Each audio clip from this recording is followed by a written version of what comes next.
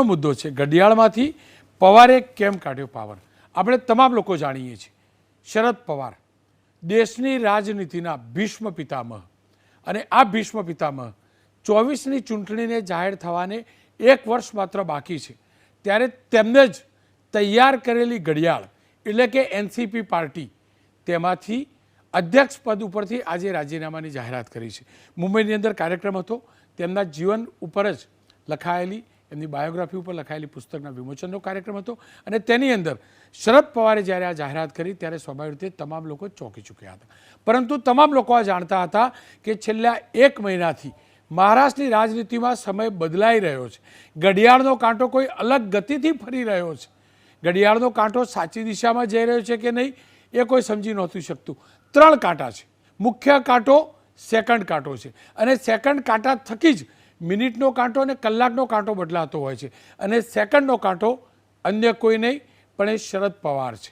શરદ પવાર જ ઘડિયાળની ગતિ વધારવી કેટલી ઘટાડવી કેટલી તે જાણે છે. પરંતુ તેઓ આજે એ જ કાંટાનો જાતે જ પાવર કાઢી લીધો. બીજો કાંટો છે તેમના દીકરી સુપ્રિયા સુલે, એ મિનિટનો કાંટો છે. પિતા સેકન્ડનો કાંટો ફરતો રાખે છે. એ જ પ્રમાણે સમય ઘડિયાળ સારી ચાલતી રહે તેનું સુપ્રિયા સુલે ધ્યાન રાખે છે અને મિનિટ પ્રમાણે બદલે છે. પણ ત્રીજો કાંટો છે અજીતદાદા પવાર, શરદ પવારના ભત્રીજા, એ કલાકનો કાંટો છે અને એ કલાકનો કાંટો એકવાર ઘડિયાળના કાંટાથી અલગ ચાલી ચૂકેલો છે. આપણે તમામ લોકો જાણીએ છીએ અને એટલે જ અનેક પ્રકારની ચર્ચાઓએ જોર પકડ્યું છે કે શરદ પવારે કેમ રાજીનામાની જાહેરાત કરી. આવો શરદ પવારે શું કહ્યું તે સાંભળી લઈએ. आता निवडणूक केलं उभं राहणार नाही. 3 वर्षाची राहिलेली आहे. या 3 वर्षामध्ये राज्याच्या आणि देशाच्या प्रश्नामध्ये अधिक लक्ष घालण्यावर माझा भर राहणार. याशिवाय मी कोणतीही दुसरी अन्य जबाबदारी घेणार नाही. आणि 1 मे 1907 ते 1 मे कालच 1 मे झाला. 1 मे 2023 इतक्या प्रदीर्घ कालावधीच्या नंतर कुठेतरी थांबायचा विचारसुद्धा केला पाहिजे. माणसाला अधिक उभं असू नये आणि इतकी वर्ष संधी मिळाल्याच्या नंतर आणखी उभं ठेवण्याच्या संबंधीची भूमिका मी तरी कधी घेणार नाही. आणि त्यामुळं तुम्हाला अस्वस्थता कदाचित वाटेल, पण मी राष्ट्रवादी काँग्रेस पक्षाच्या अध्यक्षपदावर निवृत्त व्हायचा निर्णय आज घेतलेला आहे. ખેર શરદ પવારે રાજીનામાની જાહેરાત કરીને તુરંત ત્યાં જેટલા પણ હાજર નેતાઓ હતા, એનસીપીના કાર્યકર્તાઓ હતા, તેમને સતત નારેબાજી કરી અને શરદ પવારને અધ્યક્ષ તરીકે બની રહેવા માટે અપીલ પણ કરી.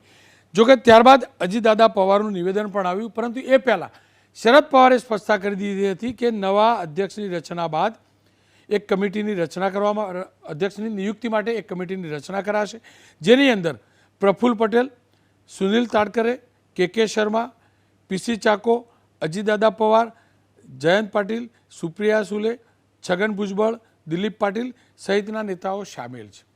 પરંતુ તુરંત અજીતદાદા પવારે સ્પષ્ટતા કરી કે આ નિર્ણય જે લેવાયો છે કાર્યકર્તાઓની હાજરીમાં લેવાયો છે. અધ્યક્ષ તેઓ ભલે ન હોય પરંતુ તેઓ પાર્ટીમાં નથી તેવું ન માનવું જોઈએ. આવો સાંભળીએ અજીત પવારે શું કહ્યું. त्यांनी याच्यामध्ये निर्णय घेतलेला आहे. मी आता काकींशी पण बोललो, ते म्हणले अजित ते अजिबात मागे घेणार नाही. आज तरी ते तशा पद्धतीने ठाम आहे. ही साहेबांची भूमिका आहे.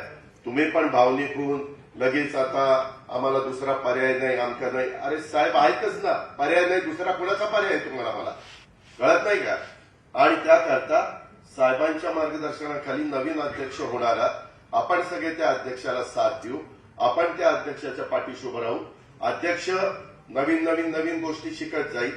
वेगवेगळ्या राज्यांमध्ये जाणं, तिथं बैठका घेणं आणि राष्ट्रवादीची काही मीटिंग वगैरे असेल तरी देखील त्याच्यामध्ये आपण जसं आपल्या घरामध्ये वय झाल्यानंतर नवीन लोकांना संधी देत असतो, शिकवत असतो.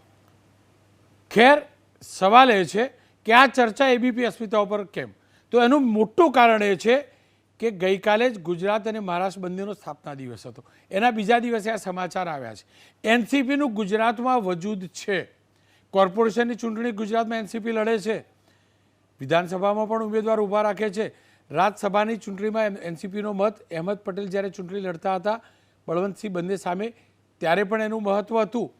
એટલું જ નહીં, પ્રફુલ્લ પટેલ કે મૂળતઃ ગુજરાતી મૂળના છે તેમનું પણ એ પક્ષમાં એટલું જ મહત્ત્વ છે.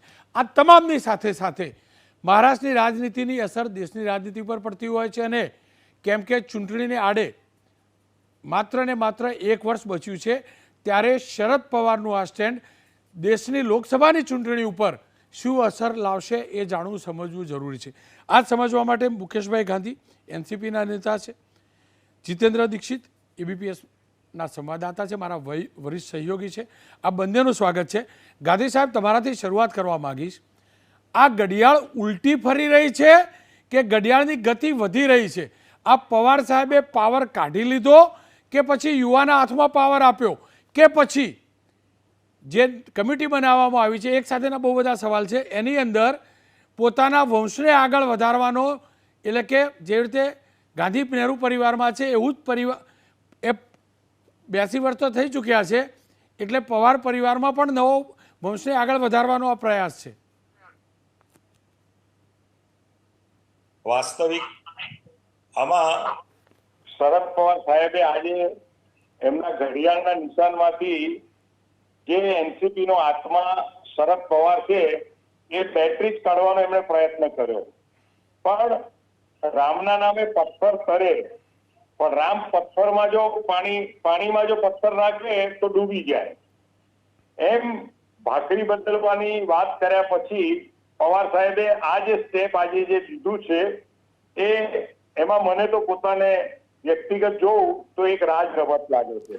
બહુ મહત્વની વાત કહી. કયા પ્રકારની રાજ રમત? તમે એનસીપીના નેતા છો, બહુ સારી રીતે જાણતા હશો. કયા પ્રકારની રાજ રમત? એનસીપી ગુજરાતની અંદર પ્રચાર કરી, પ્રસાર કરી, ઘણા માધ્યમોથી કામ કર્યું, પણ ગુજરાતમાં એનસીપી ને આપણે આગળ વધારી નહીં શક્યા. અમારા નેતાઓની ભૂલોને કારણે આ પ્રસંગ બન્યા છે. પવાર સાહેબની બહુ ઈચ્છા હતી કે ગુજરાતમાં એનસીપી વધે. જ્યારે અમારી સાથે શંકરસિંહ વાઘેલા, સનત મહેતા, છબીલદાસ મહેતા જેવા માન્યવરોને મેં આ પાર્ટીમાં જોડ્યા, પણ એ આ પાર્ટીમાં સક્રિય થયા પછી પણ અમુક કારણોસર આ પાર્ટી ગુજરાતમાં વધી નહીં. હવે આજે સિમ્બોલ પણ ઘડિયાળનું ગયું, ઘડી સે ઘડી મિલી તો દિલ કી ઘડી ધડક ઉઠી, આઈ રે આઈ શરદ પવાર કી ઘડી આઈ. આ ગાઈને લોકોએ એનસીપી ને આગળ વધાર્યું. પણ અત્યારે આજની જે એનાઉન્સમેન્ટ શરદ પવાર સાહેબે કરી છે એ મને લાગે છે કે એક રાજ રમત છે. પણ રાજ રમત તો કહો સાહેબ. એનસીપીમાં એટલું બધું વિઘટન ચાલે છે, અંદર મતભેદો ચાલે છે, અને બીજેપી પોતાની ગેમ અત્યારે બહુ સિસ્ટમેટિકલી મહારાષ્ટ્રમાં પ્લે કરી રહ્યું છે. અને તે સમયે શરદ પવાર સાહેબે આ ધડાકો કરીને એનસીપી ને પાછી સુગઠિત કરવા માટેનો પ્રયત્ન કર્યો છે. અને બીજું રમૂજમાં કહું ને ભાઈ, તો મને એમ લાગે છે કે આપણે ગુજરાતીમાં નાટક અને પિક્ચર બી આવેલું છે કે બહાર રિટાયર થાય છે, પણ બહાર રિટાયર થાય ને પછી વધારે એક્ટિવ થઈ જાય છે. એવું પવાર સાહેબનું થશે. પણ આ ઘડિયાળની અંદર કમળનું ફૂલ તો નહીં દેખાય ને? તમે એવું તો નહીં કહેવા માંગતા ને કે કમળના ફૂલમાં ઘડિયાળ? આવું તો નહીં હોય ને? ઘડિયાળને કમળના ફૂલને ભેગું કરવાનો બહુ પ્રયત્નો થયા છે આજ સુધીમાં, પણ મને લાગે છે કે બંનેને 12મો ચંદ્રમા છે. કારણ કે અજીત પવારને એક બાજુમાં હા પાડી અને બીજી બાજુ પરથી અજીત પવારને પાછા વિદ્રોહ કરાવ્યા, અને આખું એક મહાવિકાસ આઘાડી કરીને એક નવું ઉદ્ધવ ઠાકરે સાથે એક પરિબળ ઉભું કર્યું. અને ત્યાર પછી અજીત પવારે, પ્રફુલ્લ પટેલે, સુશીલ તટકરે, ઘણા નેતાઓ બીજેપીના સંપર્કમાં રહ્યા, પણ જ્યાં સુધી શરદ પવાર સાહેબના હાથમાં કમાન છે ત્યાં સુધી આ એનસીપી બીજેપીના કમળ સાથે જોડાશે નહીં. જી, ખેર તમે જોડાયેલા રહેજો. जितेंद्र दीक्षित मारा वरिष्ठ सहयोगी हमारी साथ जोड़ाए थे. जीतू भाई, आपसे यही जानना है, क्या वजह रही कि आज ये घोषणा की? क्या पहले से अनुमान था? दूसरा ये जानना और समझना है कि उसके पीछे की वजह क्या है. तीसरा ये भी जानना है कि नया अध्यक्ष कौन हो सकता है, बेटी या भतीजा.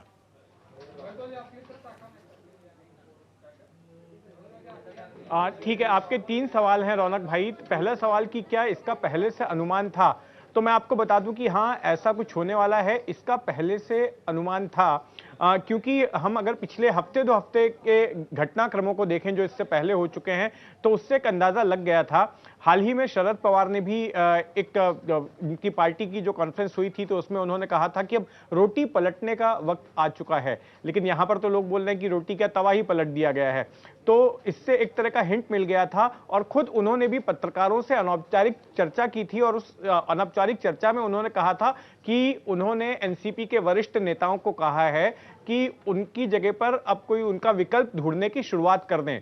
तो जाहिर तौर पर शरद पवार जो है अपने रिटायरमेंट का प्लान बीते कुछ दिनों से बना रहे थे, और आज उन्होंने इसका ऐलान कर दिया। आपका जो दूसरा सवाल यह है कि इसके पीछे की वजह क्या है, तो पीछे की वजह देखिए, हालांकि जो ऑन रिकॉर्ड वजह बताई जा रही है कि उनकी उम्र हो चुकी है, सेहत का कारण दिया जा रहा है, और नए खून को जो है अब मौका दिया जाना चाहिए, ये तमाम बातें बोली जा रही हैं। लेकिन असली वजह सियासी हलकों में ये मानी जा रही है कि जिस तरह से एनसीपी के अंदर की जो खींचतान चल रही थी, जो अंदरूनी राजनीति थी, और एक ये कारण, और इसके अलावा बाहर से एनसीपी का एक धड़ा जो है उसका बीजेपी की तरफ सॉफ्ट कॉर्नर है। और वो कौन सा धड़ा है आपको पता ही है। अजीत पवार साल 2019 में बीजेपी के साथ में जाकर सरकार बना चुके थे, बगावत कर चुके थे, लेकिन शरद पवार ने उस बगावत को रोक दिया था। उस बगावत को जो है 3 दिनों के भीतर ही उन्होंने खत्म करवा दिया था। लेकिन अभी भी आज शरद पवार ने जो अपनी आत्मकथा लिखी है, उस आत्मकथा में भी उन्होंने इस बात को अंडरलाइन किया कि एनसीपी के भीतर ही एक सेक्शन ऐसा है जो कि बीजेपी के साथ में जुड़ना चाहता है। तो ये बात है। अब से 2 हफ्ते पहले संजय राउत, जो कि सामना के कार्यकारी संपादक हैं और सांसद हैं, उन्होंने ये बात कही थी, अपने एक कॉलम में उन्होंने बात लिखी थी कि किस तरह से बीजेपी की ओर से दबाव डाला जा रहा है एनसीपी के नेताओं पर, और एनसीपी को तोड़ने की कोशिश की जा रही है, ताकि एनसीपी के नेताओं का एक खेमा जो है वो बीजेपी से हाथ मिला ले। और बीजेपी ऐसा इसलिए करना चाहती है क्योंकि बीजेपी को डर है कि अगर सुप्रीम कोर्ट का ऑर्डर एकनाथ शिंदे जो महाराष्ट्र के मुख्यमंत्री हैं उनके खिलाफ गया, तो ऐसे में महाराष्ट्र में बीजेपी को अपनी सरकार कायम रखने में मुश्किल पैदा होगी, और जो संख्या बल की जरूरत है, फिर वो संख्या बल एनसीपी से जो टूट के लोग हाथ मिलाएंगे उनके जरिए आ सकता है। तो कहीं ना कहीं एनसीपी के भीतर शरद पवार के ऊपर इस तरह का दबाव चल रहा था। तो चूंकि शरद पवार ये नहीं दिखाना चाहते थे कि वे बीजेपी से हाथ मिला रहे हैं, तो ऐसे में उन्होंने यही बेहतर समझा कि वो अपने पद से ही रिटायर हो जाते हैं, क्योंकि कई दिनों से जो है उनके मन में भी ये बात चल रही थी। तो ये एक कारण हो सकता है। हालांकि फिलहाल इसको एक स्पेकुलेशन के तौर पर ही देखा जा रहा है, क्योंकि आधिकारिक तौर पर यह नहीं बताया गया है। लेकिन मुझे उम्मीद है कि अगले 2 से 3 दिनों के भीतर जो है ये तस्वीर साफ हो जाएगी। अब आपका जो तीसरा सवाल है कि शरद पवार की जगह पर कौन हो सकता है एनसीपी का बॉस, एनसीपी का अगला अध्यक्ष कौन हो सकता है, तो मेरे दिमाग में इस वक्त 5 नाम चल रहे हैं। सुप्रिया सुले का नाम है, जो शरद पवार की बेटी हैं, उनके भतीजे हैं अजीत पवार, उनका एक नाम है। इसके अलावा प्रफुल्ल पटेल का नाम है, चौथा नाम दिलीप वलसे पाटिल का है, और 5वां नाम जयंत पाटिल का है। अब पहले तो मैं आपको बता दूं ये सुप्रिया सुले और अजीत पवार के बारे में। देखिए 1999 में जब से एनसीपी बनी थी, तब से लगातार सियासी हलकों में चर्चा रही कि एनसीपी के भीतर 2 धड़े बने हुए हैं, एक सुप्रिया सुले का और एक अजीत पवार का। लेकिन शरद पवार बार बार ये कहते रहे कि इन दोनों धड़ों के भीतर किसी तरह का टकराव नहीं है। उन्होंने दोनों की जिम्मेदारियां जो है बांट दी हैं। सुप्रिया सुले की जिम्मेदारी रहेगी केंद्रीय राजनीति करना, और अजीत पवार जो है महाराष्ट्र की राजनीति करेंगे। तो उनके बीच में किसी तरह का टकराव नहीं है। लेकिन अब जब बात आती है कि शरद पवार का उत्तराधिकारी कौन होगा, तो जाहिर तौर पर इस सवाल को लेकर टकराव हो सकता है। अगर मान लीजिए कि इन दोनों में से कोई भी एनसीपी का प्रमुख नहीं बनता है, तो फिर कौन सा नाम हो सकता है? तो तीसरा नाम जो प्रफुल्ल पटेल का मैंने कहा है, यह नाम ऐसा है जो दोनों ही धड़ों को एक्सेप्टेबल है पार्टी के भीतर। इसके अलावा पार्टी के बाहर भी प्रफुल्ल पटेल के अच्छे रिश्ते रहे हैं दूसरी पार्टियों के साथ में, यहां तक कि बीजेपी के साथ में भी उनके ठीक ठाक रिश्ते रहे हैं। और प्रफुल्ल पटेल जो है दूसरी पार्टियों के साथ एक पुल का काम करते आए हैं। तो प्रफुल्ल पटेल एक वरिष्ठ नाम है, एक ऐसा नाम है जो सबको एक्सेप्टेबल हो सकता है, वो नाम हो सकता है। अगर प्रफुल्ल पटेल भी नहीं तो फिर ऐसे में जो नाम आता है वो है दिलीप वलसे पाटिल का। दिलीप वलसे पाटिल कुछ वक्त के लिए महाराष्ट्र में विधानसभा के स्पीकर भी थे, शरद पवार के बेहद वफादार आदमी हैं, उनको बनाया जा सकता है। और आखिरी नाम जो है जयंत पाटिल का है, ये भी एनसीपी के पुराने नेता रहे हैं, महाराष्ट्र के गृह मंत्री और उप मुख्यमंत्री रह चुके हैं, उनको भी मौका दिया जा सकता है। हालांकि शरद पवार ने यह कहा है कि एक कमेटी बनाई है और ये कमेटी तय करेगी कि अगला अध्यक्ष कौन होगा, लेकिन पीछे की कहानी यह है कि कमेटी उसी नाम को तय करेगी जो शरद पवार चाहते हैं। यानी कि शरद पवार भले ही रिटायर हो जाएं अपनी पार्टी के पद से, लेकिन फिर भी जो है चीजें उनके हाथ में ही रहेंगी। જીતુભાઈ बहुत बहुत शुक्रिया। છેલ્લે ગાંધી સાહેબ તમારી જોડેથી અંતમાં જાણી લો, જે રીતે જીતેન્દ્ર દીક્ષિતે કહ્યું પ્રફુલ્લ પટેલ પણ હોઈ શકે છે, અને પ્રફુલ્લ પટેલ તમારા કેટલા નજીકના મિત્ર છે, આપ એમના કેટલા નજીકના મિત્ર છો હું જાણું છું। શું પ્રફુલ્લભાઈ પાસે ટૂંક સમયમાં પેંડા ખાવા આવવાનું, હા કે નામાં કહેજો?